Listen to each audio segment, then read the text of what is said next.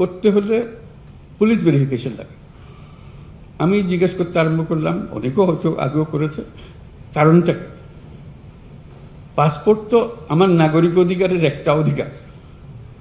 আমি চোর না ডাকাত না কি সেটা ভিন্নভাবে পুলিশ আমার বিচার করবে, কিন্তু আমাকে যে জন্ম সনদ দিয়েছেন সেটাও কোনো পুলিশ ভেরিফিকেশন দিয়ে করেননি। আমাকে এনআইডি দিয়েছেন সেটাও কোনো পুলিশ ভেরিফিকেশনের জন্য অপেক্ষা করতে হয় না, নাগরিক হিসাবে পেয়েছি, এই দেশের নাগরিক। পাসপোর্টও এই দেশের নাগরিকের একটা পরিচয়পত্র, এখানে পুলিশ ভেরিফিকেশন কোনো লাগবে। আমরা আইন করে দিয়েছি যে এখন থেকে পুলিশ ভেরিফিকেশন লাগবে না। সে কথাটা গ্রামে গঞ্জে গিয়েছে, যে তালি দেখে মনে হলো এটা পৌঁছে নাই, পৌঁছলে তো এটা হ্যাঁ আমরা জানি, তো এটা আবার বলার দরকার কি? আমার বলার কারণে তালি দেওয়ার অর্থ হলে তো সুন্দর কাজ হয়েছে, তো তার মানে এই কথা বলে পৌঁছে নেই, অথচ আমরা এখানে সিদ্ধান্ত নিয়ে বসে আছি বেশ কিছুদিন আগে। এই যে দূরত্ব, এটাও যেন না থাকে, এগুলোর কোনো কারণ নেই।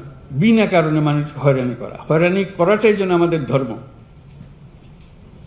সরকার মানেই মানুষকে হয়রানি করা, এটার থেকে উল্টে দেওয়া। সরকার ভিন্ন জিনিস, আপনার অধিকারগুলো আপনার দরজায় পৌঁছিয়ে দেওয়া আমাদের কাজ। এটাই যেন আমরা স্মরণ রাখি।